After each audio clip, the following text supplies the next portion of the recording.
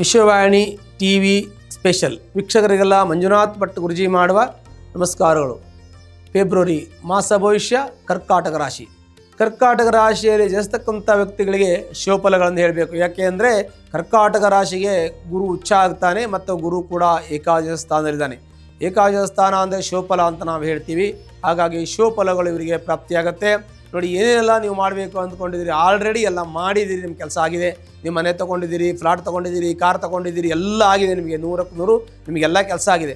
ಆದರೂ ಮನುಷ್ಯನಿಗೆ ಇರುತ್ತೆ ಇನ್ನೊಂದೇನೋ ಒಂದು ಮಾಡಬೇಕು ಅಂತ ಅನಿಸುತ್ತೆ. ನಾವೇನು ಒಂದು ಮನೆ ತೊಗೊಂಡ್ವಿ, ಸರಿ ಇನ್ನೊಂದು ತೊಗೊಂಡ್ಬಿಡೋಣ ಇರಲಿ ಅಂತ ಅನಿಸುತ್ತೆ. ಅದು ಸ್ವಾಭಾವಿಕ ಮನುಷ್ಯನ ಒಂದು ಮಾನಸಿಕ ಪ್ರವೃತ್ತಿ. ಹಾಗೆ ನಿಮಗೆಲ್ಲ ಏನಾಗಬೇಕು ಅದೆಲ್ಲ ಆಗಿದೆ. ಆದರೂ ಕೂಡ ನಿಮಗೆ ಕೆಲವೊಂದಷ್ಟು ಸಮಸ್ಯೆಗಳಿದೆ. ಏನಂತಂದರೆ ನಿಮ್ಮಲ್ಲಿ 1, 2, 3 ಸಮಸ್ಯೆಗಳಿದೆ. ಆರೋಗ್ಯ ಸಮಸ್ಯೆ ಇದೆ ನಿಮಗೆ. ಕೆಲವೊಂದಷ್ಟು ಈ ಥೈರಾಯ್ಡ್ ಗಂಟಲಲ್ಲಿ ಇಟ್ಕೊಳ್ಳೋದು, ENT ಸಮಸ್ಯೆ, ಶೀತ ಸಮಸ್ಯೆ, ಮತ್ತು ನರಗಳ ಸಮಸ್ಯೆ, ಹೊಟ್ಟೆ ಸಮಸ್ಯೆ, ಈ ಥರದ್ದು ತೊಂದರೆಗಳಿರ್ತಕ್ಕಂಥದ್ದು. ಮತ್ತು ಹೊಟ್ಟೆ ಸಮಸ್ಯೆ ಏನಿರುತ್ತೆ ಅಂತಂದರೆ ಸ್ತ್ರೀಯರಾದವರಿಗೆ ಗರ್ಭಕೋಶ ಸಮಸ್ಯೆ ಬರ್ಬೋದು. ಗಂಡಸರಾದರೆ ಕಿಡ್ನಿಯಲ್ಲಿ ಕಲ್ಲು ಬೆಳೆಯೋದು, ಕಿಡ್ನಿ ಸ್ಟೋನ್ ಆಗೋದು, ಈ ಥರದ್ದು ಇನ್ಫೆಕ್ಷನ್ ಆಗೋದು, ಈ ಥರ ತೊಂದರೆಗಳು ಬರ್ಬೋದು. ಯಾಕೆಂದರೆ ಹೊಟ್ಟೆ ಸಮಸ್ಯೆ ಅಂತೇಳಿ ಇನ್ನು ಏನೂ ಇಲ್ಲ ಅಂದರೆ ಗ್ಯಾಸ್ಟ್ರಿಕ್ ಬರೋ ಸಾಧ್ಯತೆ ಇರ್ತದೆ. ಹೀಗೆ ಲಿವರ್ ಡೈಜೆಷನ್ ಆಗದೆ ಇರೋದು, ಲಿವರ್ಗೆ ಜಾಮ್ ಆಗೋದು, ಈ ಥರ ತೊಂದರೆಗಳೆಲ್ಲ ನಿಮಗೆ ಇರುವ ಸಾಧ್ಯತೆಗಳಿರುತ್ತೆ. ಅದಕ್ಕೆ ನೀವು ಭಾಳ ಜಾಗ್ರತೆ ವಹಿಸಬೇಕು. ಆಹಾರವನ್ನು ನೀವು ಹಿತಮಿತವಾಗಿ ತಗೋಬೇಕು. ನಿಮ್ಮ ವೈದ್ಯರನ್ನು ಕೇಳಿ, ನಿಮ್ಮ ಫ್ಯಾಮಿಲಿ ಡಾಕ್ಟ್ರನ್ನ ವೈದ್ಯರನ್ನು ಕೇಳಿ ನೀವು ಯಾವ ರೀತಿ ಆಹಾರ ತಗೋಬೇಕು, ಯಾವ ರೀತಿ ನಾನು ಇರಬೇಕು, ಯಾವ ರೀತಿ ನನ್ನ ಆಹಾರ ಸ್ಟೈಲು ಅಂದರೆ ನಿಮ್ಮ ಆಹಾರ ಫುಡ್ ಸ್ಟೈಲನ್ನು ಯಾವ ರೀತಿ ಬದಲಾವಣೆ ಮಾಡ್ಕೋಬೇಕು, ಯಾವ ರೀತಿ ನೀವು ಆಹಾರವನ್ನು ಸೇವಿಸಬೇಕು ಅಂತೆಲ್ಲ ನೀವು ತಿಳ್ಕೊಂಡು ಮಾಡಿದ್ರೆ ನಿಮ್ಮ ಆರೋಗ್ಯ ತುಂಬ ಚೆನ್ನಾಗಿರುತ್ತೆ. ನೀವು ಆರೋಗ್ಯದಲ್ಲಿ ಯಾವುದೇ ಅನಾರೋಗ್ಯಗಳು ಬಳಲೋದಿಲ್ಲ. ಹೊಟ್ಟೆ ಆರೋಗ್ಯ ಚೆನ್ನಾಗಿರ್ತದೆ. ಮತ್ತು ಶೀತಕ್ಕೆ ಸಂಬಂಧಪಟ್ಟಂತ ಹೇಳ್ತೀನಿ, ನಿಮಗೆ ಥೈರಾಯ್ಡ್ ಬರ್ತಕ್ಕಂಥದ್ದು, ಆಮೇಲೆ ಕಣ್ಣಿನ ತೊಂದರೆ, ಕಣ್ಣಿನ ಪೊರೆ ಈ ಥರ ಬರ್ತಕ್ಕಂಥದ್ದು. ಆ ನಂತರದಲ್ಲಿ ನಿಮಗೆ ಕೆಲವೊಂದಷ್ಟು ಏನು ಹೇಳ್ತೀವಿ ಸ್ಕಿನ್ನಿಗೆ ಸಂಬಂಧಪಟ್ಟದ್ದು, ಈ ಚರ್ಮಕ್ಕೆ ಸಂಬಂಧಪಟ್ಟಂತೆ ಸ್ವಲ್ಪ ಮಟ್ಟಿಗೆ ಸುಕ್ಕುಗಟ್ಟೋದು ಅಥವಾ ಫಂಗಸ್ ಬೆಳೆಯೋದು, ಈ ಥರ ತೊಂದರೆಗಳು ಆಗುವಂಥ ಸಾಧ್ಯತೆಗಳಿರುತ್ತೆ. ಮತ್ತು ಓವರ್ ಹೀಟ್ ಆಗೋದು, ಇಲ್ಲ ಓವರ್ ಕೋಲ್ಡ್ ಆಗೋದು, ಹೀಗೆ ಆರೋಗ್ಯದ ತೊಂದರೆ ಇರುತ್ತೆ. ಭಾಳ ಜಾಗ್ರತೆ ವಹಿಸಬೇಕು. ನೀವು ನವೇನು ಜಾಸ್ತಿ ಜಾಗ್ರತೆಯಿಂದ ಯಾವ ಸಮಸ್ಯೆ ನಿಮಗೆ ಇರೋದಿಲ್ಲ. ನೀವು ಆರಾಮಾಗಿ ಇದ್ದು ಬಿಡ್ಬೋದು, ಯಾವ ಚಿಂತೆ ಇಲ್ಲದೆ ಇರ್ಬೋದು. ಅದಕ್ಕೆ ಆಹಾರ ಮತ್ತು ವಿಹಾರ ಅಂತ ಹೇಳ್ತೀವಿ. ಅಂದರೆ ನೀವು ಸ್ವಲ್ಪ ವಾಕಿಂಗು, ಇನ್ನೊಂದು ಯೋಗನೋ ಮಾಡಬೇಕು, ಇಲ್ಲ ವಾಕಿಂಗ್ ಮಾಡಬೇಕು, ಇಲ್ಲ ವ್ಯಾಯಾಮ ಮಾಡಬೇಕು. ಈ ಥರ ಎಲ್ಲ ಮಾಡಿದಾಗ ನಿಮಗೆ ಯಾವ ರೀತಿ ಸಲಹೆಯನ್ನು ವೈದ್ಯರು ಕೊಡ್ತಾರೆ ಆ ಥರ ಮಾಡಿ. ಆರ್ಥಿಕ ಸಮಸ್ಯೆ ನಿಮಗೆಲ್ಲ ಬಗೆಹರಿದಿದೆ, ಎಲ್ಲ ಚೆನ್ನಾಗಿದೆ. ಒಂದು ವೇಳೆ ಕೆಲವು ಜನಕ್ಕೆ ಚೆನ್ನಾಗಿಲ್ಲ ಅಂತ ಒಂದು ಕ್ವಶನ್ ಬರುತ್ತೆ. ಎಲ್ರಿಗೂ ಚೆನ್ನಾಗಿದ್ದರೆ ಮತ್ತು ನನಗೆ ಚೆನ್ನಾಗಿಲ್ಲಲ್ಲ ಯಾಕೆ ಅನ್ನೋಂಥ ಕ್ವಶನ್ ಬರುತ್ತೆ. ಕಾರಣ ಏನಂತಂದರೆ ನಿಮ್ಮ ಜಾತಕದಲ್ಲಿ ತೊಂದರೆ ಇರುತ್ತೆ. ಈಗ ಗೋಚರ ನೋಡ್ತೀವಿ, ಗೋಚರದಲ್ಲಿ ಚೆನ್ನಾಗಿದೆ ಅಂತ ಹೇಳ್ತೀವಿ. ಜಾತಕದಲ್ಲಿ ಸಮಸ್ಯೆ ಇದ್ದರೆ ನಿಮಗೆ ಕೆಲವೊಂದಷ್ಟು ಪರಿಪೂರ್ಣ ಆಗಿರೋದಿಲ್ಲ. ಸುಮಾರು ನಿಮಗೆ 80% ಸಮಸ್ಯೆ ಬಗೆಹರಿದಿರುತ್ತೆ ಜನಕ್ಕೆ. ಇನ್ನೂ ಈ ಕರ್ಕಟ ರಾಶಿಯವರು 20% ಜನರು ಕೆಲಸ ಆಗಿರಲ್ಲ.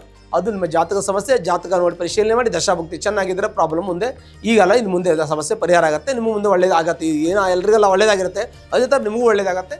ಮುಂದಿನ ಸಮಯದಲ್ಲಿ ಒಳ್ಳೇದಾಗುತ್ತೆ. ಅಂದರೆ ಒಂದು ಪೀರಿಯಡ್ ಅಂತ ಹೇಳ್ತೀವಿ. ಈ ಪೀರಿಯಡಲ್ಲಿ ಇಲ್ಲ, ಮುಂದಿನ ಪೀರಿಯಡಲ್ಲಿ ಆಗ್ತದೆ. ಅಂದರೆ ಕೆಲವು ಸಮಯ ಅಲ್ಲ, ಒಂದೇ ಸಮಯದಲ್ಲಿ ಹುಟ್ಟಿರಲ್ಲ. ಈ ಕರ್ಕಾಟ ರಾಶಿಯವರು ಹುಟ್ಟಿದಾಗಿಂದ 80 ವರ್ಷದವರಿದ್ದಾರೆ, 60 ವರ್ಷದವರಿದ್ದಾರೆ, 30 ವರ್ಷದವರು, 20 ವರ್ಷ, 10 ವರ್ಷ ಎಲ್ಲರೂ ಕರ್ಕಾಟ ರಾಶಿಯವರಿದ್ದಾರೆ. ಅವರವರ ಕೆಲಸ ಅವರಿಗೆ ಒಳ್ಳೇದಾಗಬೇಕು. ಹಾಗಾಗಿ ವಿದ್ಯಾಭ್ಯಾಸ ಮಾಡ್ತಕ್ಕಂಥ ಮಕ್ಕಳಿದ್ದರೆ ವಿದ್ಯಾಭ್ಯಾಸದಲ್ಲಿ ಅವರಿಗೆ ಚೆನ್ನಾಗಿರ್ತದೆ. ವಿವಾಹದಿರ್ತಕ್ಕಂಥ ವ್ಯಕ್ತಿಗಳಿಗೆ ವಿವಾಹ ಆಗುವಂಥ ಯೋಗ ಇದೆ.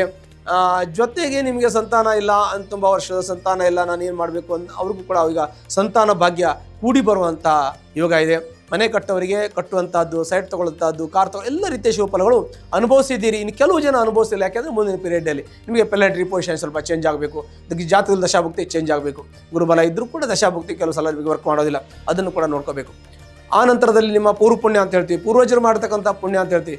ಹಿಂದಿನ ತಲೆಮಾರಲ್ಲಿ ಮಾಡಿರ್ತಕ್ಕಂಥ ಪುಣ್ಯ, ಹಿಂದಿನ ತಲೆಮಾರತಕ್ಕಂಥ ದೋಷ ಎರಡೂ ಇರ್ತದೆ.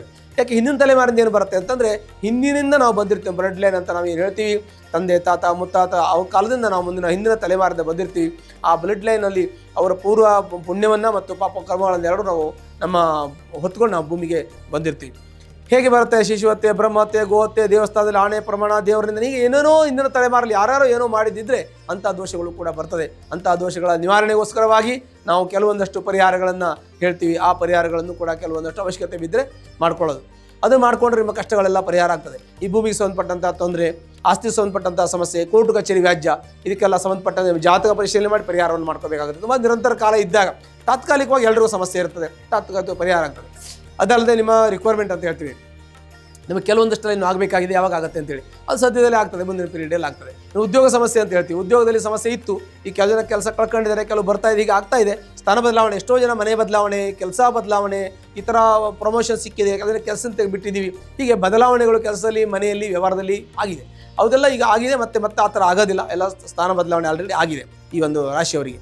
ಇನ್ನು ಕೆಲವು ಜನಕ್ಕೆ ಪ್ರಮೋಷನ್ ಸಿಕ್ಕಿ ಒಳ್ಳೆಯದಾಗಿದೆ, ಕೆಲವು ಇರೋ ಕೆಲಸ ಹೋಗ್ಬಿಟ್ಟಿದೆ. ಈ ಥರ ಸಮಸ್ಯೆಗಳು ಕೂಡ ಇದೆ. ಅಂಥವರು ಅದಕ್ಕೆ ಸಂಬಂಧಪಟ್ಟಂತೆ ತೊಂದರೆ ಇರೋರು ಅದಕ್ಕೆ ಸಂಬಂಧಪಟ್ಟಂಥ ಪರಿಹಾರವನ್ನು ಮಾಡ್ಕೋಬೇಕು.